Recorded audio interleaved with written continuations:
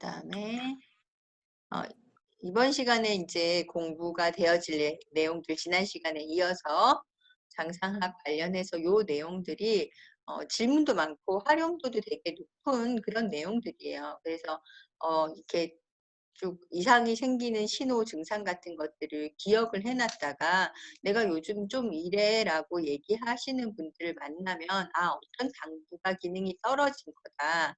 아니면 나빠지고 병으로 가고 있는 신호다. 그러니까 좀 더 관리를 해보자, 검사를 해보자, 아니면 이제 뭐 뭘 먹어보자 이렇게 얘기를 해주시면 좋죠.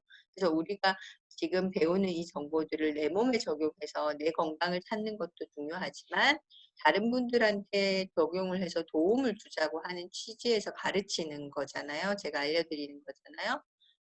그래서 그분들도 이렇고 그리고 여기 계신 리더님들도 이렇게 그렇게 해드리려고 알려드리는 거고. 그러니까 사실은 이렇게 귀를 쫑긋 세우고 아니면 이렇게 내한테 이런 증상이 있었나? 내 가족 중에 이런 증상이 있었나? 내 주변 사람 중에 이런 증상이 있었나를 잘 떠올려 보시면 훨씬 더 도움이 될 거예요. 이제 해보도록 하겠습니다. 시간에 지나간 거는 좀 빠르게 넘기면서 가볼게요. 장상학이라고 하는 게 장부의 속에 있는 증상을 겉으로 드러내서 판단하는 거라고 했잖아요. 그래서 간은 어떻다? 간의 기능은 모든 것을 기혈 진액이 소통과 발설을 주관하기 때문에 부드러움을 추구한다 그랬어요. 울결되는 것이라고. 그래서 간이 나빠지면 다 울결돼요. 부드러워지지 않고요. 근육이 굳고 관절이 굳어요. 기혈이 다 굳어서 덩어리가 지기 때문에 고지혈증처럼 피가 엉기는 증상은요. 간의 나빠짐이에요. 그래서 제가 이제 문진할 때 그 사람의 증상, 질병 뭐 이런 것들을 판단해가지고 어떤 장기의 허하고 실함으로 배속을 하는데 고지혈증은 간의 저하, 쓸개의 저하로 기록이 돼요. 그리고 간은 혈을 주관하죠. 그래서 활동할 때는 근육으로 장부로 심장이나 폐 같은 장부로 혈액을 보내주게 돼 있고요. 그리고 휴식할 때는 이게 이제 저장할 수 있도록 혈액을 저장해서 간이 스스로 재생한다든지 아니면 근육이 더 늘어나게 한다든지. 그러니까 활동할 때는 부드럽게 하고 휴식할 때는 더 늘어나게 하고 이런 효과가 있어요. 그래서 제가 지금 이제 그 몸 만든다고 PT를 하면서 운동을 하고 있잖아요. 바디킴 알핏을 하고 있는데 운동을 하고요. 단백질 쉐이커를 잔뜩 먹고 한숨 자잖아요. 낮잠을. 그러면 근육량이 확 늘어 있어요. 보통 아침에 가장 체지방이 낮고 근육량이 높고요. 오후가 되면 점점 떨어지거든요. 지방은 올라가고 그래서 이게 안 좋아져요. 신체 조성비가. 근데 낮잠을 한숨 자면요. 오히려 지방은 떨어지고 근육이 늘어나요. 그래서 자는 동안에 재배치가 되거든요. 몸이. 그래서 그런 것도 알고 있다. 우리가 충분히 휴식을 취하고 잠을 자주지 못하면 근육량이 늘어나지 않는다. 그리고 눈하고 손톱. 발톱이 간이 주관하는 그 상응구거든요. 간의 반응이 나타나는데 그러면 우리가 눈이 침침하다 이런 거 일반적으로 간 나쁜 거라 그랬고 손톱이 벗겨지거나 줄이 생긴다 그러면 간이 나빠진 거고 특히 손톱에 검은 줄이 내려왔다. 발톱에 검은 줄이 내려왔다 그러면 정말 암을 의심해 봐도 되고 암세포가 뭔가 크고 있는 반응이다라고 얘기를 하죠. 자꾸 성질낸다 그것도 간이 나빠졌다 뭐 이런 이야기라고 했어요. 그래서 간이 너무 심하게 나빠지면 각혈이나 토혈을 하기도 되고 혼수 상태가 되기도 하고요. 가슴이 답답하고 초조하고 쉽게 화를 낸다 이런 것도 간이 나빠지는 증상이고 뭐 눈에서 나타나는 증상 근육에서 나타나는 증상 모든 것들이 간의 허실에서 오는 거다. 알고 계시면 되고 심장은요. 혈맥을 주관한다 그랬죠. 혈액순환을 추동하고 그리고 이제 혀에서 반응이 나타나요. 그리고 의식에서 주관을 하죠. 그래서 저 사람 왜 저렇게 정신이 없어 보여 이런 느낌이 들 때가 심장이 부실해진 거예요. 그래서 왜 우울증 걸리는 사람들 있잖아요. 우울증 걸린 사람들이나 너무 그 긴장도가 너무 높아서 스트레스 질환이 너무 높게 나타나는 사람들, 공황장애 환자들 요즘 진짜 많거든요. 그런 분들의 맥을 잡아보면요. 다 심장이 허약한 맥이 뛰어요. 그래서 굉장히 긴장도가 높고 심장이 허약한 맥이 뛰거든요. 그것만큼 피가 심장으로 잘 가지 않기 때문에 억지로 심장으로 피를 보내려고 하다 보니까 그런 증상이 나타나고요. 정말 기억력도 없어지고요. 심장이 단기 기억력을 주관하거든요. 장기 기억, 우리가 공부한 걸 오랫동안 기억하는 건요. 아니면 내가 과거에 겪었던 걸 오래 기억하는 건 콩팥이 기억해요. 신장. 근데 짧은 기억, 단기 기억. 지금 내가 뭐 해야 되지? 뭐 요런 거 있죠. 그런 것들은 심장이 기억하는데 그래서 그 건망증은요. 심장 기능이 떨어질 때 되게 심해져요. 그래서 심장은 단기 기억 같은 거 정신과 의식을 주관한다는 걸 알고 계시면 되고 심음이 부족하면 불면증, 건망증 생기고 심양이 부족하면 조울증, 정신착란, 탈이 등 광증이 생긴다. 여기에서 심음과 심양이 조금 뭔 소린가 어렵잖아요. 심음은요. 음이라고 하는 것은 자기 장기의 그 형상을 유지하는 기능을 얘기하는 거예요. 왜 우리가 음은 형상을 가지고 그 양 기운을 가지고 있다고 그랬어요. 그래서 심장 자체의 이런 그 사이즈, 활동성, 자기가 가지고 있는 그 말하자면 자기 자체 에어리어를 생각하시면 돼요. 우리가 체중이나 체온을 유지하는 것 같이 심장 자체가 가지고 있는 그 형상, 그 다음에 체온이 있거든요. 심장이 40도여야 돼요.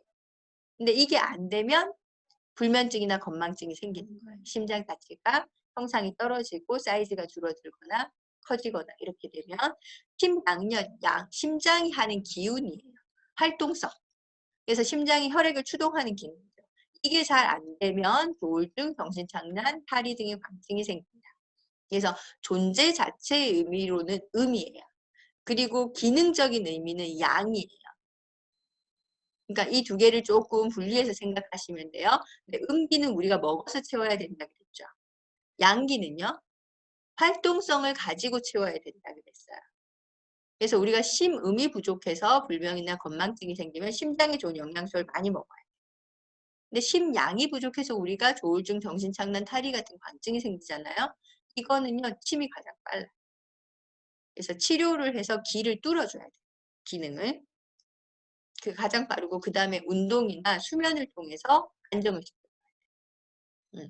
그래서 이게 심음이 부족한지 심양이 부족한지 혈이 부족한지 아니면 실제적으로 뭔가 활동성이 부족해서 안 좋은 기운이 너무 많은지 우혈이 너무 많은지 이런 걸 봐가지고 치료를 어떻게 나갈 건가 어떻게 안내를 해줄 건가를 기억하시고 계시면 좋고요.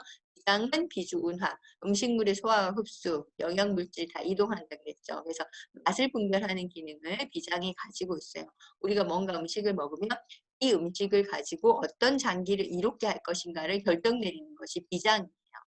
그래서 비장의 기능이 나쁘면요. 이런 그 영양물질의 재배치가 잘 안 돼요.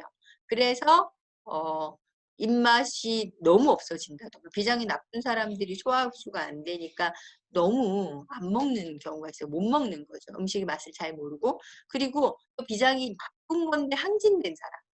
항진이든 저하든 다 나쁜 거거든요. 비장이 너무 항진돼 있는 경우는 음식이 다 맛있어요. 간도 잘 안 따져요. 간이 있든 없든 음식이 몸으로 들어오면요. 그냥 침이 막 나와가지고 너무 맛있게 잘 먹는 거예요. 살이 찌게 되겠죠. 그런 분들도 비장이 사실은 나쁜 거예요. 너무 항진돼 있는 거니까. 그래서 얼마나 먹었는지 분별이 안 되고 어떤 음식이 좋은지 나쁜지 나한테 도움이 되는지 도움이 안 되는지도 모르고 그냥 먹는 거죠. 그래서 과대한 비만이 된다든가 하는 경우가 많아요. 그것도 역시 비장이 나빠진 거다라고 생각하시면 돼요. 비장이 생각이나 기억을 감추고 있는데 또 뭐라고 해야 되지? 계산을 잘한다고 했어요. 비장 기능이 좋은 사람은. 그리고 비장이 나쁘면 울결이 잘 생긴다. 그래서 살집에 자꾸 과도하게 무언가 이물질이 쌓이는 거예요. 살찌고 마르는 기능을 주관하고 구강을 윤택하게 하는데 우리가 침이 이렇게 나오거나 침이 마른다고 하잖아요. 비장이 기능이 좋을 때는요. 침이 많이 나와요. 평상시에. 근데 우리가 음식을 먹을 때 먹는 소화액으로 나오는 침하고요. 평상시 입안에 적시는 침이 달라요. 그래서 비장은 평상시에 구강을 윤택하게 하고 목을 마르지 않게 하는 진액이 나오는 거예요.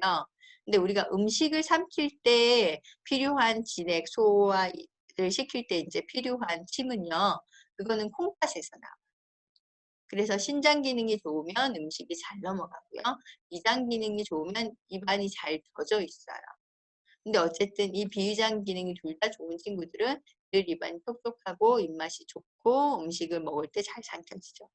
아, 먹고는 싶은데 입안이 그냥 바짝 말라서 침이 안 삼키고 뭐 까실까실하니 모래알을 삼키는 것 같아. 이렇게 얘기하시는 분들이 있거든요. 그런 분들은 먹을 때 그렇게 증상이 나타나는 거기 때문에 신장이 안 좋은 거고, 비장이 안 좋은 분은 평상시 입이 바짝 말라서 침도 잘 안 넘어가고 늘 건조하고 혀가 갈라지면서 힘들다. 뭐 이런 식으로 얘기를 해요. 그러니까 비장이 안 좋은 건지 신장이 안 좋은 건지를 구분해서 얘기하시면 돼요. 비장이 안 좋으면 뭘 권하면 좋죠? 비장이 안 좋은 거를 좋아지게 하는 건 너무 간단한 게 있어요. 이스트비라고 뉴트릴라이트 이스트비 있잖아요. 이스트비가 벌꿀, 효모를 영양 효모를 벌꿀에서 1년 동안 발효시킨 건데 이게 비장을 굉장히 좋아지게 하거든요. 그래서 효모 자체도 비장이 좋은 건데 이거를 꿀에다가 1년 동안 발효시킨 거예요. 일반적으로 다른 식품회사에서 나오는 효소는요. 일주일 발효해요. 일주일. 그러니까 제대로 발효가 되는 게 아니죠. 우리 거 콤부차도 506시간을 발효하는데 탄산가스 확 나오면서 이게 그 발효가스가 확 나오거든요. 먹으면 소화에 도움이 돼요. 활력에도 도움이 되고 근데 이 이스트비는 무려 1년이나 30에서 50도씨에서 발효를 시킨단 말이에요. 알팔파 뭐 이런 것들 넣어가지고 그러니까 얼마나 비장에 좋겠어요. 그래서 비위가 약한 사람, 멀미가 있는 사람 이런 분들한테 아주 좋은 증상 반응을 나타내죠. 그래서 오늘 할 거 이제 췌장, 허파, 금의 기운에 대한 거예요. 이 폐는요. 기관지를 중심으로 해가지고 양쪽으로 갈라져 있죠. 그래서 기관지는 쭉 내려오고 그 세 기관지로 나뉘어서 허파다리가 달려있는 형태로 돼 있어요. 우리가 산소를 들이마시고 이산화탄소를 내뱉는 인체의 명줄 역할을 하죠. 그래서 숨을 5분 정도 못 쉬게 되면 사람이 죽잖아요. 심장 박동을 못하게 돼도 죽는 것도 마찬가지죠.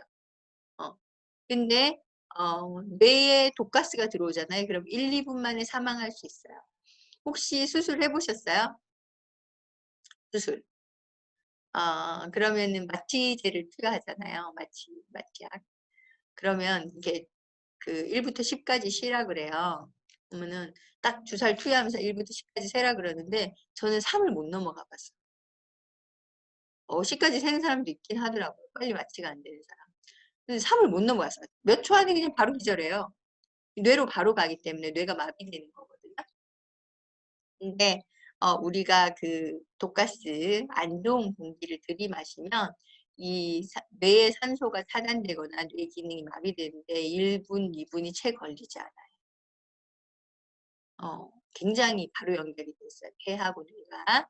그래서 폐로 들어온 공기, 나쁜 공기든 좋은 공기든 우리 뇌에 바로 치명적으로 영향을 주거나 적극적으로 영향을 주거나 할 수 있다는 거죠. 좋은 공기 마시면 긍정적인 영향, 나쁜 공기 마시면 안 좋은 영향.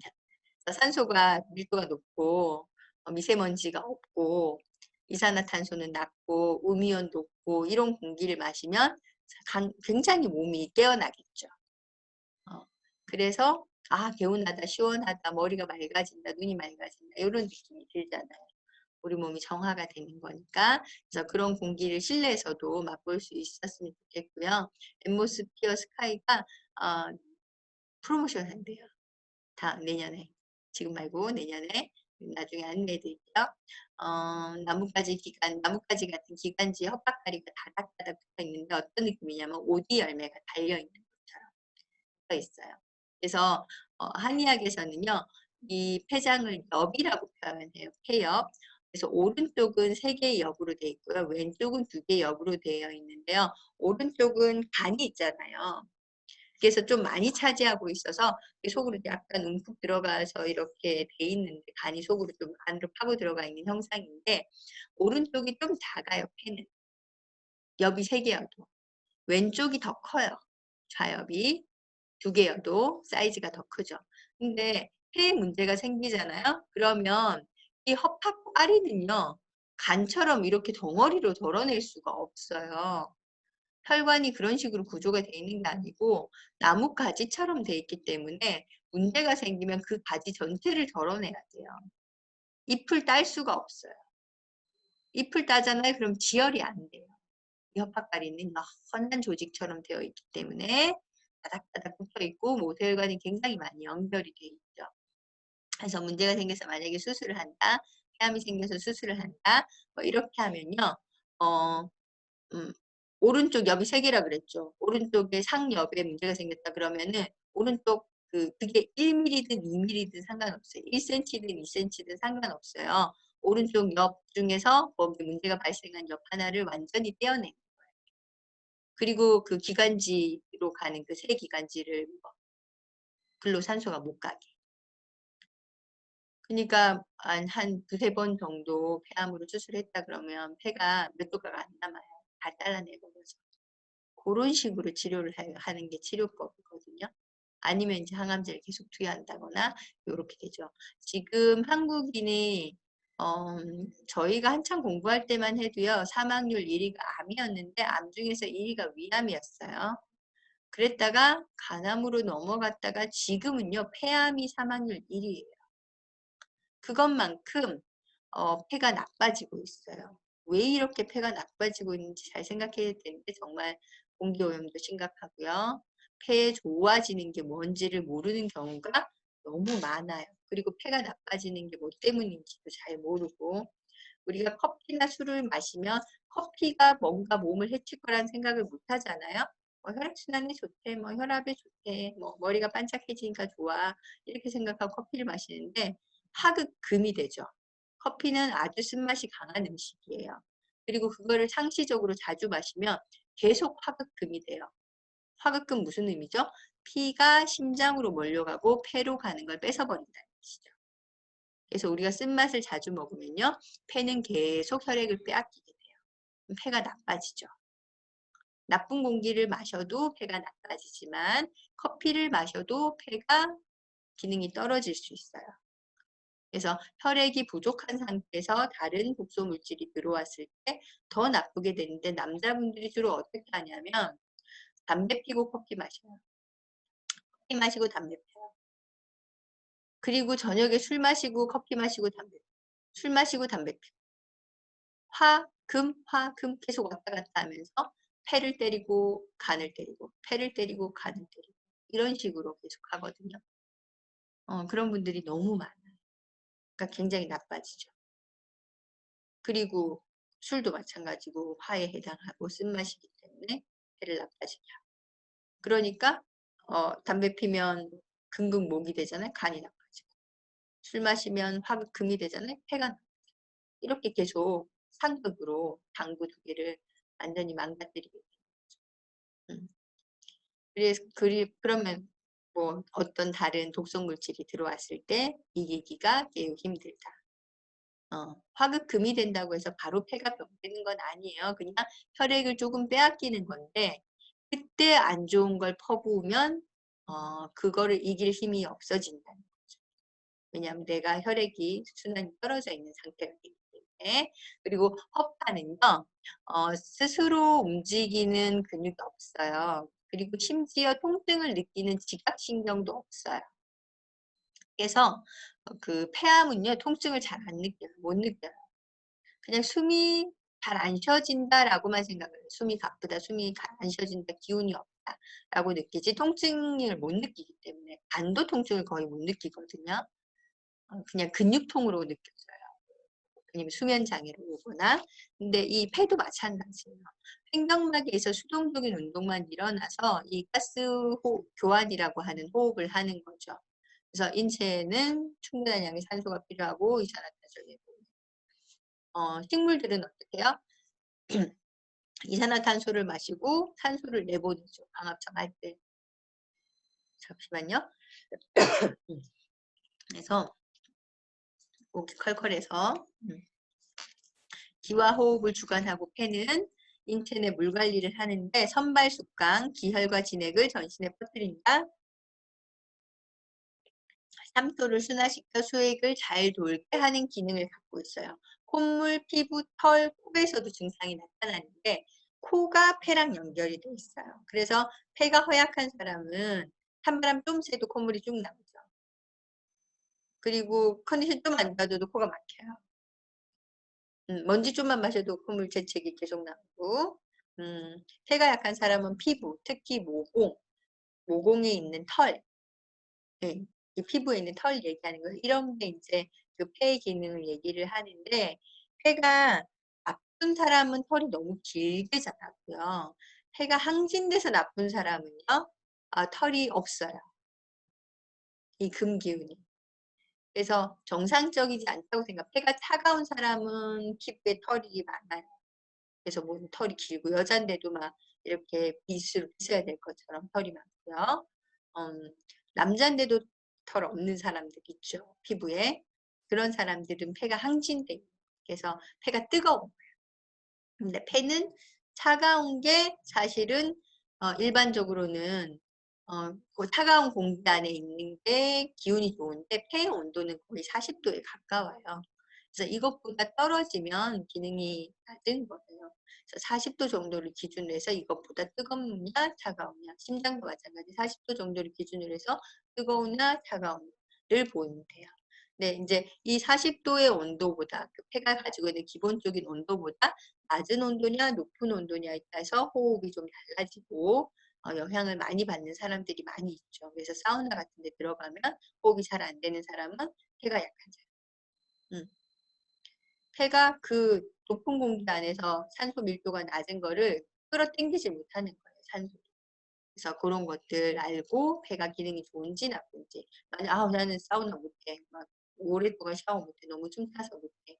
갑갑해. 머리가 어지러워. 이런다면 폐의 기능이 되게 떨어져 있는 사람이다. 폐가 약한 사람이다. 이렇게 생각하시면 돼요. 그리고 슬픔이 폐장이랑 반응을 해요. 폐하고 대장이 왜 같은 부부 사이 장부라 그랬잖아요. 장부. 그래서 폐가 슬픔에 반응하기 때문에 너무 슬픈 거를 보거나 듣거나 하잖아요. 그러면 이렇게 울먹울먹해지죠.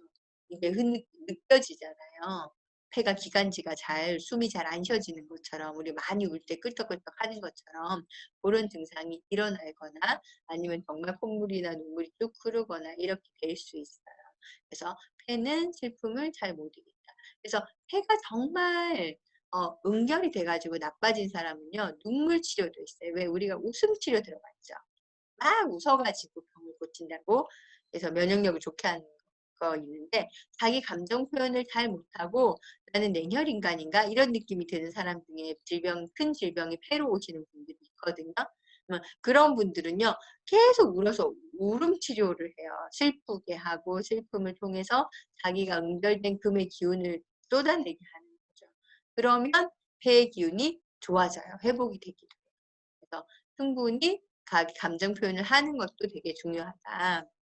폐장에 이상이 생기면요. 폐는 누금에 의한 모든 이런 나쁜 조건에 약해요.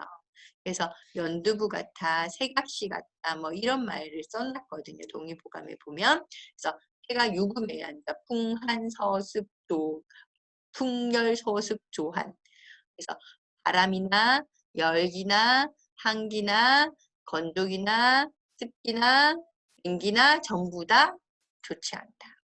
그래서 폐는 유금에 의해서 모두 약하기 때문에 외부의 기후를 조절하는 습관을 가지는 게 되게 좋죠. 그래서 한국처럼 이렇게 사계절이 너무 뚜렷하고 아침과 저녁의 기온차가 굉장히 많이 나고 이런 그런 기후들이요. 사실은 폐에는 좋지 않아요. 그래서 폐가 나쁘면 뭐 따뜻한 지역으로 가라, 건조한 지역으로 가라, 아니면 습도가 어느 정도 있는 지역으로 가라. 이게 말이 많죠. 이게 폐가 금방 습해지는 사람은 건조한 데 가면 건강해지고요. 폐가 맨날 건조한 사람은 좀 습하고 더운 데 가면 또 괜찮고요. 이렇게 그 폐가 이길 수 있는 기후가 있다는 거예요. 그래서 폐는 유금에서 약하다는 걸 알고 있고 요런 것들에 반응이 많이 오는 사람이다. 내가 외부 기후에 영향을 좀 많이 받아서 컨디션이 좀 업다운을 많이 해 라고 생각한다면 폐가 허약하다. 그리고 폐는 주기. 폐는 기를 주관한다는 뜻이죠. 인체의 모든 기는 폐에 속해요. 그래서 소기, 다기, 다한증. 우리가 이런 증상으로 얘기를 해요. 병명은 기운이 없구나. 기운이 너무 약하시네. 한의원 가면 아, 그런 거 들어봤죠. 기운이 너무 없다. 기가 허약하다. 소기라고 하는 것이 폐가 주관하기 때문에 기운이 약하다는 건 폐가 약해서 제대로 에너지 우리가 먹은 음식물을요 에너지로 전환하지 못한다는 뜻이에요. 우리가 먹으면 기운이 바짝 나야 되잖아요. 근데 그게 안 되는 거예요. 폐가 가져오는 산소는 우리 몸에서 영양물질하고 만나서 산화돼서 타죠. 우리가 장작을 태워서 불을 얻는 것과 똑같은 원리죠. 우리 몸의 세포 안에 미토콘드리아에서 에너지 물질이 그러니까 칼로리가 이를테면 지방산이나 아니면 아미노산이나 포도당이나 이런 영양 물질들이 산소랑 만나서 산화돼서 ATP 에너지로 전환돼야지 체온도 유지되고 혈액도 흐르고 몸이 재생을 하는데 그것을 이루는 게 바로 폐가 가져오는 산소에서 오는 거죠. 그 산소를 나르는 게 적혀 있는 거예요. 이 폐가 기운을 못하면 산소를 충분히 못 가져오잖아요. 그러면 기운이 없는 거예요, 당연히. 그래서 다한증. 인체에서 폐의 기능이 아주 중요하죠. 안 그러면 호흡이 끊기면 바로 죽는 게 바로 이런 것 때문이죠. 산소가 공급이 안 되면 세포가 기능을 다 못 해버리기 때문에 경맥의 흐름이 폐기에 의존해요. 이게 바로 폐조백맥이라고 하는데 폐가 허약할 때 심계와 심통이 생겨요. 심계는 뭐냐면 심장이 두근거리는 소리가 자기도 들리는 거예요. 근데 공황장애인 사람이 이 증상이 되게 심해요. 자기 심장 뛰는 소리가 들린대. 그리고 심장에 압박감이 생긴대.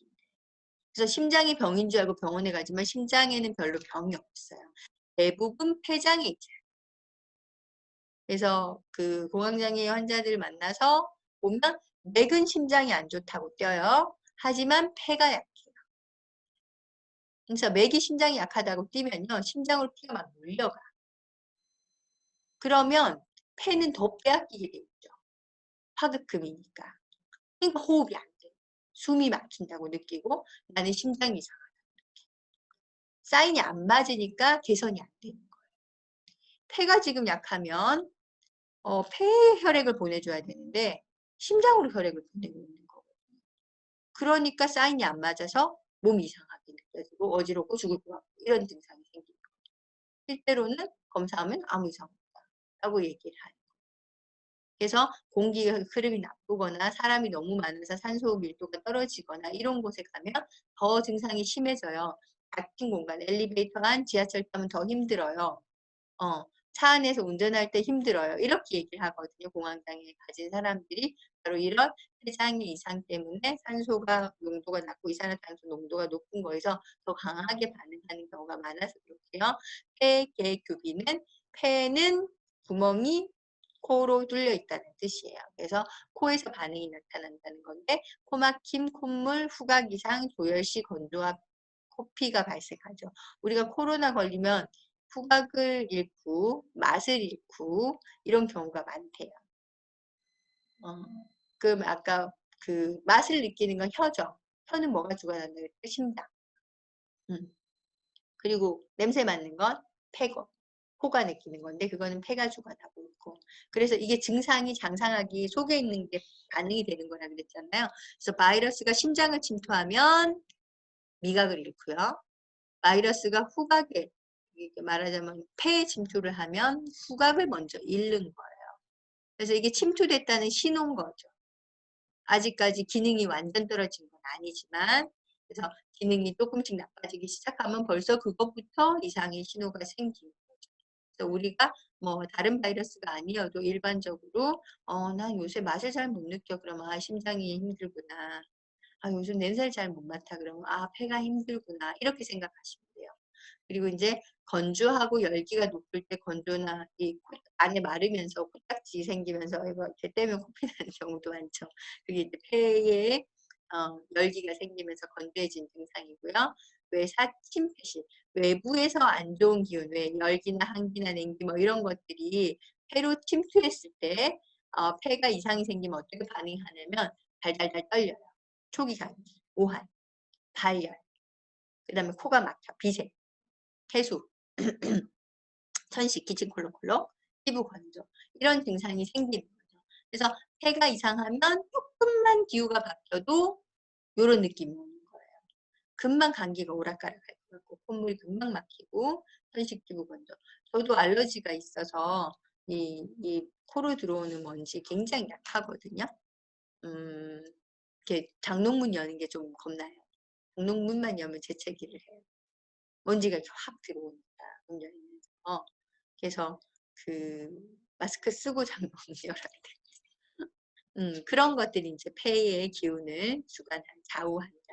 뭐 이렇게 그 기후나 이런 건 크게 영향을 잘 안 받는데 먼지, 알레르기가 있어서 그런 것들이 있다는 거. 그래서 기운이나 기후, 그러니까 건조 뭐 이런 것들이 영향을 더 많이 받는 사람은 폐가 기본적으로 좀 허약하다, 아니면 이상이 있다, 이런 신호로 판단하면 돼요. 그다음에 우비, 은폐, 우울한 거하고 비통한 것이 폐에서 응한다는 뜻이에요. 그래서 우울함과 슬픔은요, 심장에서 시작해서 폐에서 반응을 해요. 그래서 뭔가 가슴이 먹먹하다가 폐에서 반응하는 게 울음으로 나타나는 거죠. 슬퍼지고. 가슴이 좀 싸한 느낌이 들잖아요. 그런 것들이 이제 폐가 반응을 하는 거죠. 근데 그게 너무 빠져있으면 어떻게 된다? 기를 소모시키고 혈어를 약해요. 너무 슬프고 우울하고 이런 거 보면 어떻게 해요? 기운이 빠지잖아요. 기를 소모시키는 거죠. 그리고 혈액이 굳어요. 그래서 이런 것들을 아주 잘 활용한 것들이 예술이에요. 그래서 아주 슬프거나 클라이막스 막 이렇게 그 어려운 과정을 이렇게 막 쫙 보여주다가 나중에 확 해소가 되면 막 이 혈액이 약했다 갑자기 확 뚫리는 거야. 그럼 일종의 약간 그 카타르시스 같은 느낌이 오죠. 음악도 그렇고요. 뭔가 이렇게 막 클라이막스 갈 때는 막 비통함이 느껴지거나 뭐 현란함이 느껴졌다가 나중에 확 해소가 시켜주잖아요. 그러면 뭔가 사운드한 것 같은 그런 느낌이 들 때도 있죠. 예술을 통해서 그런 것들이 느껴지는데 심장과 폐에다가 영향을 막 주는 거예요. 그리고 기응제 흉음. 이거는 가슴이 답답하거나 막히는 것 같은 통증이 비통이라는 건데 이게 가슴에서 응한다는 뜻이에요. 폐의 기운이 응결이 됐을 때 가슴에서 나타나는데 어떻게 느낀다? 막히는 것 같은 통증이 생긴다. 비통함이 생긴다. 뭐 이런 느낌인 거죠. 이것도 역시 폐의 기운이 안 좋은 거예요. 그럼 보세요. 기운 없고 그 다음에 심장이 두근두근하고 심통이 생기고 가슴이 답답하고 먹먹하고 이런 것들 전부 공황장애 증상이죠. 코 막힌 콧물 뭐 아니면 코피 이런 것들 아이들 되게 잘생겨요. 성장기 때. 코피 쏟는 애들 되게 많아요. 조율하면서 건조하면서 빗질을 쏟는 경우도 있고요. 아니면 어, 그냥 뭐 이렇게 아침에 일어났는데 코피가 줄줄 나는 경우도 있어요. 그 애들 클 때. 그래서 폐기운이 못 따라가서 아이들이 성장은 하는데 폐기운이 못 따라갈 때 그런 현상이 많이 일어나요. 이렇게 퍼지지가 않습니다. 기가 한 군데 몰리고 정체되면서 나타나는 그런 현상들이 많고요. 그리고 기운이 되게 약한 그 친구들이 와서 문진을 받으러 오면 제가 만져보면 다한증을 가지고 있는 친구들이 되게 많아요. 특히 20세 미만에 저한테 온 친구들이 다한증이 되게 많아요. 대부분 다 폐 기운이 약하다는 거예요. 그래서 폐 기운을 살려줘야지만 이 다한증이 없어지고 손이 건조하고 딱딱해야 돼요. 손은 축축하고 물렁물렁하면 안 돼요. 건조하고 딱딱해야 돼요. 두피도 마찬가지예요. 건조하고 딱딱해야 돼요. 그래야지 순환이 잘 되는 건데 물렁물렁하거나 아니면 너무 열감이 있거나 그거 다 안 좋은 거죠. 그래서 폐의 증상이 손바닥에서 나타나고 코에서 나타나고 피부에서 나타나고 모공에서 나타나고 하니까 이상이 생기는지 안 생기는지 보시면서 판단하시면 돼요. 그다음에 이제 신장 콩팥은요. 혈액을 걸러 노폐물을 몸 밖으로 내보내는 작용을 하죠. 그래서 피를 걸러서 노폐물, 특히 요산 같은 거, 단백질 산화물이라든지 우리 몸에 각종 안 좋은 물질들을 내보내는 작용을 하는데 호흡을 통해서 안 좋은 기체 이런 것들이 70%를 내보낼 수도 있대. 폐 기능이 좋으면. 근데 우리가 배변이나 소변을 통해서 일반적으로 노폐물을 내보내죠. 그래서 이 기능이 나빠지면 혈액이 탁해지면서 굉장히 피로감을 느끼고 혹은 혼수 상태에 빠지기도 하죠. 그래서 신부전증 환자는 어때요? 2, 3일에 한 번씩 가서 보통 혈액 투석을 받아요. 그게 혈액에 있는 노폐물을 걸러서 기계가 대신 버려주게 하는 거죠. 신장이 그 기능을 잃었기 때문에. 근데 그렇게 되기 전에 이미 몸에서는 계속 신호를 보내주는 거예요. 어떤 신호를 보내는가, 신장의 기운이 떨어지면 어떤 증상이 나타나는 걸까, 그런 것들을 우리가 알고 있으면 좋다는 거죠. 콩팥은요, 횡격막 아래 양쪽 등뼈, 그러니까 등뼈 양쪽이 한 쌍으로 이렇게 가지고 콩팥은, 그래서 갈비뼈를 걸쳐서 들어있다고 생각하시면 돼요. 그래서 우리가 허리가 아파라고 얘기를 하면 허리의 어느 부분인가가 중요한데 허리의 가장 잘록한 부분보다 살짝 위가 신장이 있어요. 그러니까 갈비뼈 바로 아래쪽이야. 거기 만져보면요. 뻐근한 느낌 들어요. 보통 사람들. 근데 아픈 느낌이 들면 안 좋은 거예요. 저도 지금 눌러보면 신장다리는요. 약간의 통증이 있거든요. 옛날처럼 굳어져 있진 않은데 근데 왼쪽이 안 좋네. 오늘은 만져보니까 왼쪽 허리가 아파요. 제가 늘 왼쪽 허리가 안 좋아서 옛날에 수술도 하고 그랬는데 왼쪽 허리가 아파요. 무게가 120에서 160g밖에 안 되는데요. 하루에 이 콩팥을 지나는 혈액의 양은요. 1톤이 넘어요. 그러니까 얼마나 많은 피를 걸러주는지 생각해보세요. 콩팥 하나의 네프론이 막 1000개, 만개, 뭐 이렇게 만개? 만개인가? 100만 개, 100만 개가 달려있어요. 엄청 많죠. 그러면 양쪽에 있으니까 200만 개 이상이 있다는 거죠. 하루 약 180리터를 걸러서요. 1%만 소변으로 배출을 해요. 그러니까 뭐 굉장히 1.8리터 정도 소변을 배출한다는 건데 우리가 그 정도의 물을 못 먹으면 소변의 양이 적죠. 그럼 소변의 농도가 진해져요. 왜냐하면 안에 들어있는 노폐물의 양은 그 어느 정도까지 다 나가야 되니까. 그러면 그 독한 소변을 내보내려고 하면 방광이나 아니면 요도가 힘들겠죠. 그래서 염증이 쉽게 오는 거예요. 그래서 물을 작게 먹으면 소변의 농도가 진해지면서 내 방광이나 요도가 손상이 될 수 있다. 그래서 적당한 양의 물을 먹어줘야 되는데 하루 뭐 1.5리터를 먹어라 2리터를 먹어라 말이 많은데 체질마다 조금 다르고요. 폐의 기운이 좋은 사람은요. 수분이 부족하면 공기 중에서 수증기를 빨아들여서 내 몸의 수분으로 만들어요. 그래서 물이 잘 안 당기는 사람도 있어요. 근데 소변의 양이 그런 사람이 작다면 문제가 있는 거고요. 노폐물이. 소변이 진해지고 소변이 괜찮고 양도 괜찮다면 크게 문제가 없을 수도 있어요. 그래서 우리가 정해져 있는 물의 양을 꼭 이만큼 먹어야 된다는 건 없지만 일반적으로 호흡을 통해서 나가는 그 수분의 양이요. 하루 1리터 정도 돼요. 그러니까 굉장히 크죠. 이 정도는 꼭 먹어줘야 되고 우리가 음식을 소화하고 분해 흡수할 때 탄수화물이나 지방을 분해할 때 에너지로 바꿔서 분해할 때도 물이 생기거든요. 그러니까 그런 것들도 인체에 물이 되기 때문에 음식을 많이 먹고 물을 작게 먹는 사람도 있어요. 근데 물을 많이 먹고 음식도 많이 먹으면 수분이 과다되는 사람도 있어요. 그러니까 그런 것들 봐가지고 내가 너무 수분이 과다되면 체온이 식고요. 내가 좀 부족하면 몸에 열감이 생겨서 염증이 잘 생겨요. 그래서 그걸 알고 조절을 해줘야 되죠. 신장은요.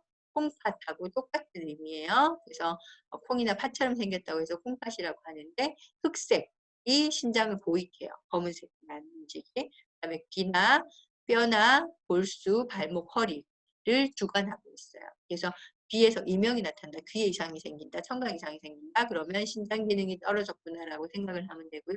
뼈가 약해진다. 골밀도가 떨어진다. 골다공증 이런 것들이 의심된다고 하는 것도 신장이 약해진 거고요. 골수가 빠지면 이명이 더 심해져요. 그리고 정액이 생기질 않아요. 생식 능력이 떨어져요. 그런 것들이 다 골수랑 상관이 있는데 그 다음에 이제 혈액을 만드는 능력도 뼈 안에서 만드는 거니까 골수가 떨어지면 임파구나 그 혈액이 잘 안 만들어지죠. 그리고 발목이 붓고 발목이 시리거나 저리거나 발에서 어떠한 증상이 나타난다. 그럼 그것도 신장이 안 좋은 거고, 허리가 아프다, 허리가 뻐근하다, 허리를 만져보면 통증이 심하다, 뭐 이런 것들, 이런 것들도 다 신장이 이상인 경우가 많아요. 원인이. 그래서 신장은 정을 주관하는데 정상하고요. 정이라고 하는 것은 물질이라고 했어요. 특히 진액과 같은 물질이죠. 우리 몸에.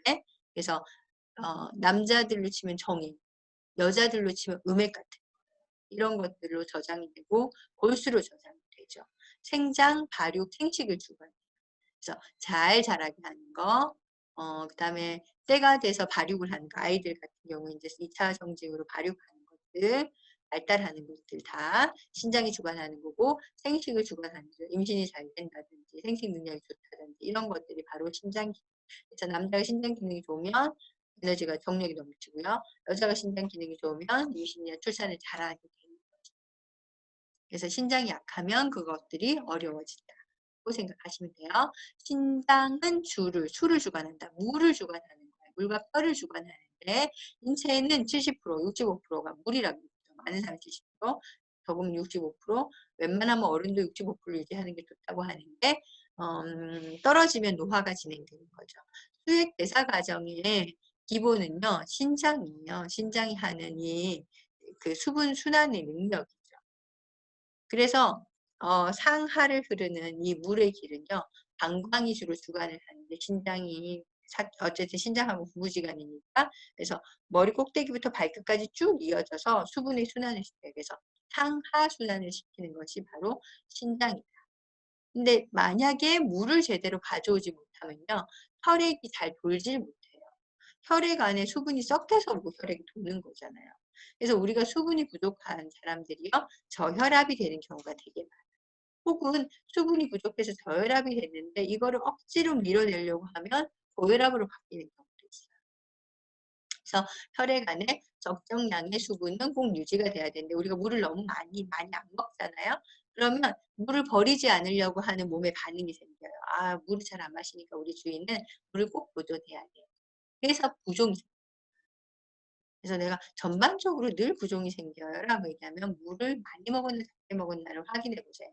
특히 성장기 애들 같은 경우는 다리가 딱딱하니 온몸이 굳어져 있는 아이들이 있거든요. 특히 종아리가 아주 딱딱한 물을 안 마셔요. 그래서 이제 저한테 관리받으러 오는 아이들 중에 키 크고 싶어서 오는 애들 중에 이렇게 딱 만져보면 물 안 마신 날이나 물 안 마신 주간, 한 주에 한 번씩 오니까 주간에는요, 정말 다리가 딱딱해요. 그러면 이 딱딱한 근육이 부드러워지질 않기 때문에 뼈를 붙잡고 있어요. 이게 자라질 못해. 그래서 성장통이 생겨요. 살도 다 터지고. 너무 크게 자라면 살이 부드럽지 못하니까. 그래서 비타민C나 물이나 이런 것들 잘 먹어서 근육을 부드럽게 해주지 않으면 아이들이 잘 자라지도 못해요. 다리가 쭉쭉 길어져야 되는데 다리가 땡땡하니 굳어있거든요. 수분을 안 마시면 그렇게 되고요. 신주납기, 신장은 기를 주관하거나 받아들이거나 한다는 거죠. 폐에서 받아들인 성기를요, 홍파, 신장은요, 신부의 봉장이에요. 그러니까 맑은 기운을 뼛속으로 저장한다는 뜻이에요. 이거를 어떻게 느낄 수 있냐면 아주 공기가 좋은 데 가서 운동을 해보세요. 제가 이제 산행을 좋아하잖아요. 산행을 하는 이유가 뭐냐면 이 에너지, 그러니까 사람들한테 받은 안 좋은 기운을 내보내고 제가 좋은 기운을 받아들여야 되는데 숲속에서 쫙 걸으면 한 3시간 정도 걸으면 진짜 몸이 뜨거워지거든요. 그래서 다리에서 열이 펄펄 나. 저번에 지리산 갈 때도요. 처음에 저 추워가지고 그때 이제 아침 기온이 한 영하 4, 5도 정도 됐어요. 지리산 밑에 거기가. 내복을 입고 있었거든요. 근데 출발하기 전에 대장이 자꾸 그 안에 껴입은 거 다 벗으라고 하는 거예요. 더워지니까. 그래서 이 벗을까 말까 지금 추운데 그랬다가 벗었거든요. 그래서 올라가다가 다리에 이제 그 통풍 구조가 돼 있는 바지예요. 다 열었어요. 맨살 노출되게. 너무 열나서. 그런 상태로 계속 산을 걷잖아요. 그럼 뼈가 시원해지는 임계점이 있어요. 처음에는 되게 숨차요. 그리고 진짜 가슴이 답답해. 가슴 터질 것 같아. 심장이 막 이게 못 따라가니까. 특히나 잠을 하나도 안 자고 새벽에 올라갔거든요. 얼마나 심장이 잘 뛰질 않겠어요. 정말 답답하거든요. 숨도 차고요. 그 걸음 한 걸음 내딜 때마다 숨을 한 번씩 쉬어야 되는 것 같아요. 같은 그런 느낌으로 가거든요. 근데 그 임계점을 딱 넣고 나서 그 맑은 기운이 폐로 확 들어오잖아요. 그러면 갑자기 몸에서 이렇게 열이 확 나면서 몸이 뜨거워지면서요. 폐가 시원한데 그게 뼈가 시원하다고 하는 느낌이 들 때가 있어요. 이게 바로 콩팥이 신부의 이 맑은 기운을 저장하는 거예요. 그래서 그 기운으로 또 다시 일을 하는 거예요. 그래서 운동은 그런 능력이 있어요. 근데 우리가 양기를 만드는 방법은요. 음, 뭐 약에 의존할 수도 있어요. 양기를 높이는 약도 있어요. 약이 있어. 근데 꼭 그게 아니고 내가 일반적으로 양기를 생산하는 거는요. 수면 혹은 운동을 통해서만 만들어진다고 했어요. 운동. 그래서 에너지를 막 써서 활성화시키는 거예요. 다 퍼쓰고 나면요. 또 채워져요. 그리고 수면을 통해서 양기가 들어오게 있어요. 그러니까 우리가 콩팥을 보익하기 위해서 이 맑은 성기, 양기를 안으로 저장을 해줘야 되는데 이게 신장이 약하면 저장이 안 돼요. 혹은 폐에서 그 기운을 받아들이지 못해도 저장.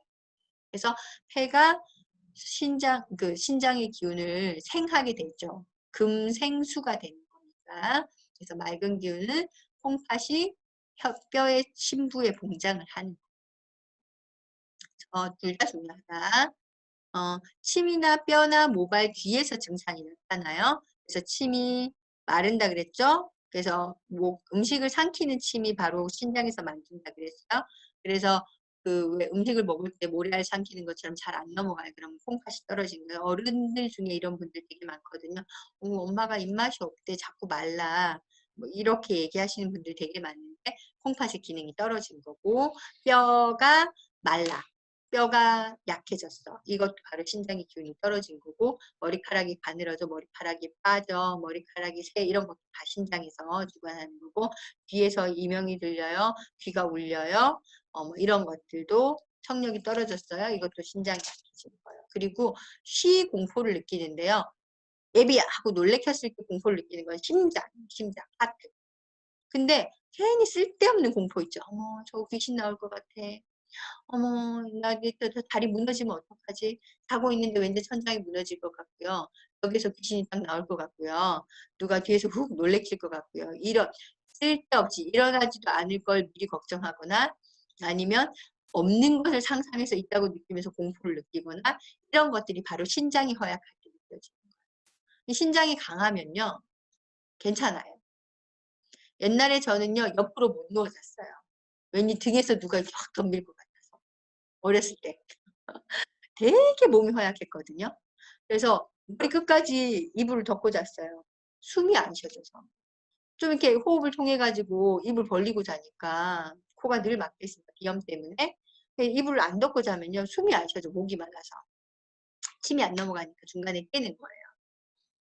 무서워하고 막 절대 귀신 그런 나오는 거 못 보고 그런데 전세 고향 보면서 이렇게 눈 가리고 무서운 거 나올 때는 그랬어요. 심지어 어느 정도였냐면 머리를 감을 때 눈을 감지 못해요.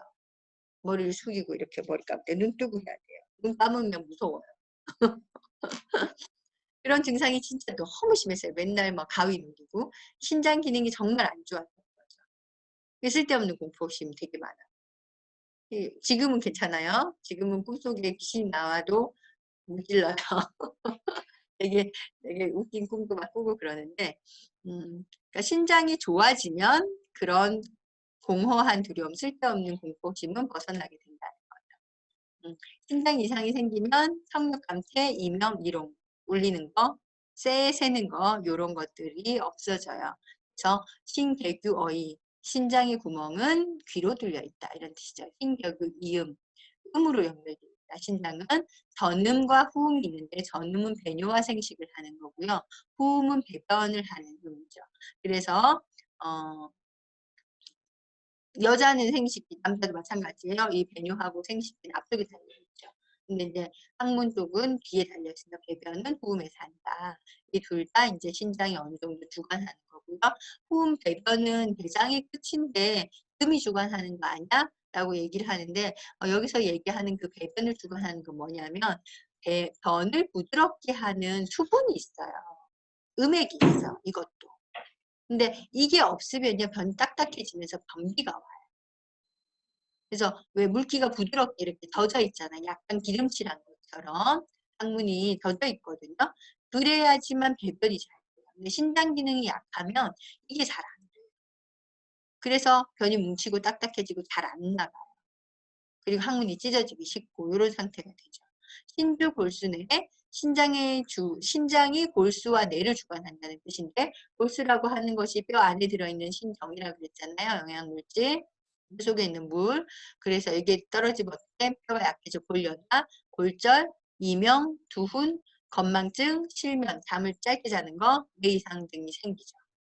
그래서 그 골수가 부족하면 나타나는 증상이 이런 거 있다는 거, 이명도 골수가 부족한 거, 뼈가 부러지는 것도 골수가 부족한 거, 머리가 어지럽고 흔들리는 것도 골수가 부족한 거, 건망증이 자주 오는 것들, 실면. 이 건망증은요, 아까 왜 짧은 단기간 건망증은 심장이 주관한다고 했어요. 이 건망은요, 오래전에 기억해야 하는 것도 오랫동안 기억해야 하는 것들이 다 잊혀지는 거예요. 그래서 신장 기능이 허약해지면요, 진짜 다 잊어버려요. 옛날에 기억했던 거, 알았던 거 다 기억이 안 나요.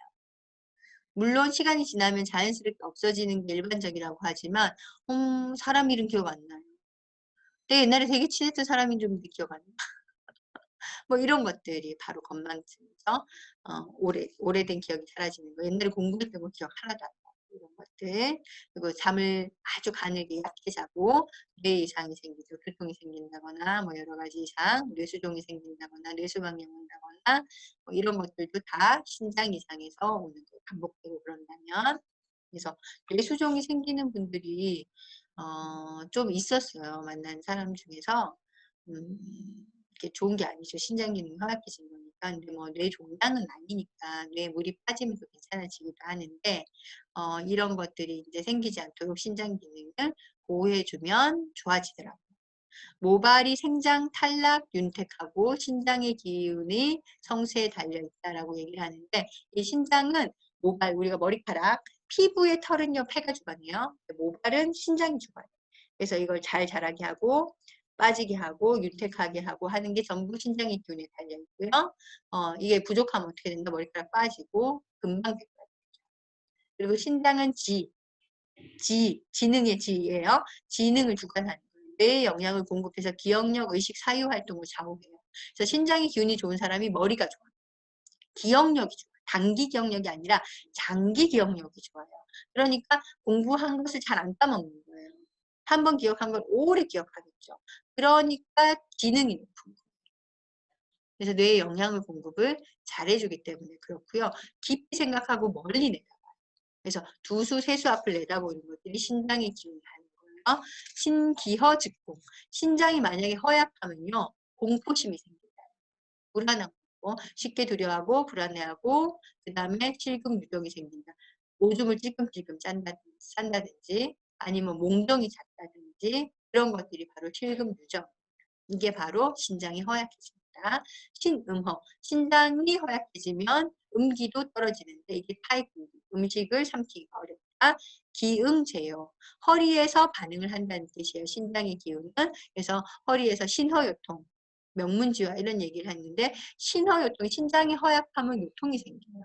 그래서 한국 사람들이 요통이 되게 많은데 신허요통이나 대장실요통이 많아요. 신장이 허약해서 오는 통증은 허리 이제 그 신장자리 만져보면 통증이 안에서 날카롭게 느껴져요. 대장실 요통은요, 대장이 부풀면서 허리를 그 허리 근육을 압박하는 거예요. 그래서 배를 눌러보면 허리가 뻐근하고 아파요. 배도 아프고 이런 것들이 바로 대장실 요통. 그래서 둘 다 있었어요. 저는 둘 다. 그래서 허리가 아팠는데 디스크를 수술했더니 뼈가 문제가 있는 줄 알고 하나도 효과가 없었고 죽을 뻔했었죠. 신호요통과 대장실 요통이 둘 다 너무 심했었는데 그래서 그런 경우는 어떻게 구분하냐. 다리를 90도로 이렇게 들어봐요. 누워서 반듯하게. 그래서 다리가 올라가면 보통은 디스크가 아니라고 병원에서도 판단을 하거든요. 근데 너무 아프면 수술하자 이렇게 얘기하는데 사실은 다리가 반드시 누웠을 때 90도로 이렇게 들리는데 요통이 안 생겨. 그러면 척추의 문제가 아닌 거예요. 신장이나 대장의 문제일 가능성이 훨씬 높아요. 그래서 이걸 좋아지게 하면 허리가 허리병이 나아요. 그 명문쥐화라고 하는 게 오른쪽 신장은 명문이고요. 왼쪽 신장은 방광 오줌통이다. 이렇게 적혀 있거든요. 한약에서 그렇게 좌우측 신장과 우측 신장의 기능이 다르다고 봐요. 좌측 신장은 소변을 배출하는 능력이 더 강하고요. 오른쪽 신장은요. 명문, 명줄을 붙잡고 있는 기능이 더 강한 거예요. 어떻게? 그래서 제가 이제 그 고객들한테 설명을 해주면 어떻게 하냐면 좌측 신장은 분리 배출, 우측 신장은요 분리수거. 그래서 우리가 노폐물을 내보내는 건 좌측 신장에서 더 많이 하고요. 우리가 필요한 물질을 다시 재흡수하는 건, 재수거하는 건요 오른쪽 신장이 더 많이 해요. 우리가 혈액을 만드는 데 필요한 혈분이라든지 뼈를 만드는 데 필요한 칼슘이라든지 우리가 단백질, 몸을 유지하는 데 필요한 단백질이라든지 이런 것들은 빠져나가면 안 되잖아요. 또 오른쪽 신장에서 주로 거르는 거예요. 근데 왼쪽 신장은 나쁜 거, 뭐 요산이라든지 노폐물이라든지 뭐 이런 성분들을 내보낸다는 거죠. 그거는 왼쪽 신장에서 주로 하는 거예요. 우리가 이제 쭉 생산 라인이 있는데요. 좋은 것과 나쁜 것이 있어요. 좋은 것을 고르는 게 빠를지 나쁜 것을 고르는 게 빠를지 이렇게 많이 골라야 한다면 사실은 약간 그 분업이 돼 있으면 훨씬 더 유리하잖아요. 그래서 건강한 사람은요 좌측 신장과 우측 신장이 분업이 잘 돼 있어요. 그래서 한쪽은 분리배출, 한쪽은 분리수거야. 근데 한쪽이 기능을 못 하잖아요. 그럼 한쪽이 그걸 다 해야 돼. 엄마 아빠가 각자 기능을 잘 해줘야 되는데 기능을 한쪽이 못하면 엄마가 혼자 다 해야 되고 아빠가 혼자 다 해야 되는 경우가 생기죠. 힘들죠. 똑같아요. 신장도. 그래서 보호를 잘 해줘야지만 어느 정도 기능을 하고 있다. 기능을 유지할 수 있다. 이렇게 생각하시면 돼요. 그래서 신장 한쪽 이제 이식해주면 안 돼요. 이런 질문을 하면 좀 뭐라고 해줘야 될지 좀 답답할 때가 있어요. 만약에 내 아이가 신장에 문제가 생겨서 정말 이식을 받아야 되는 상태야. 그러면 부모가 이식을 해줄 수 있겠죠. 근데 이제 연세가 많으신 부모님이 신장이 나빠졌어요. 그래서 신장 이식을 받아야 살 수 있어요. 그러면 이제 자식들이 이식을 해준 경우가 있어요. 진짜 효도 대단한 거죠. 엄청난 효도를 하는 건데 그 신장을 기증한 그 아이는요 평생 정말 신장 기능을 잘 지켜야 돼요. 술도 마시면 안 되고요. 과로해서도 안 돼요. 그리고 좋은 거 많이 먹고 잘 자고 이런 것들이 평생 습관을 들여야지만 이 사람이 천수를 누릴 수 있지 아니면 명줄이 반으로 줄어드는 것 같아요. 그러니까 우리가 그걸 잘 알고 미리미리 관리를 잘 해야 된다는 거죠. 그래서 음양 오행 체질 분류할 때 이제 앞으로 분류하기 다음 시간부터는 이제 체질 분류학으로 본격적으로 들어갈 거예요. 장상학을 구분했으니까 체질 분류학이 들어가기 전에 우리가 장상학을 먼저 얘기한 건 문진을 통하거나 이제 상담을 통하거나 할 때 아니면 내가 내 증상을 스스로 판단해 볼 때 어떤 단기의 이상인지를 먼저 어느 정도 판별을 해보라는 거예요. 그리고 나서 체질을 보고 이렇게 대응을 해보면요. 물론 상담할 때는 체질 먼저 보고 증상을 계속을 하지만 이걸 알고 있으면 이 사람이 이런 체질이니까 이런 증상이 있다는 건 일반적인 거예요. 왜냐하면 목형이에요. 그러면 목국토가 일반적이라고 했죠. 그럼 비위장이 약해요. 비장이 약한 증상은 태질 증상, 질병이 아닐 수 있어요. 근데 목형인데 간이 나쁜 증상이 있어요. 그러면 병일 수 있어요. 근데 우리가 선천적으로 허약한 것에서 나타나는 증상은 그냥 허약해서 오는, 혈액이 부족해서 오는 증상이에요. 이게 병으로 가려면 상극으로 한 바퀴 돌아야 돼요. 그래서 목국토되고 토국수되고 수국화되고 화극금되고 그다음에 금국목되고 다시 목국토가 돼야지만 비장이 병이 나요. 그 증상하고 병이 좀 달라요. 기능이 얼마나 회복될 수 있느냐, 혈액을 좀만 많아줘도 회복이 되느냐, 아니면 한참 동안 고쳐야 되느냐, 말이 많죠. 그래서 우리가 생각을 해봐야 돼요. 그래서 우리가 증상을 알고 있고 어떤 장부가 허약해지는 이런 증상을 알고 있고 체질을 알고 있다면 이 병의 단계가 얼마나 진행되어 가고 있는지를 찾을 수가 있다. 그럼 이걸 먹어서 고칠 것이냐, 운동을 해서 고칠 것이냐, 잠을 자서 고칠 것이냐, 웃어서 고칠 것이냐, 울어서 고칠 것이냐, 이런 것들이 분별이 돼요. 그래서 이런 것들을 잘 분별하고 유념하고 생활하는 데 도움이 될 수 있도록 하는 공부니까 오늘 공부는 여기까지 하도록 하겠습니다.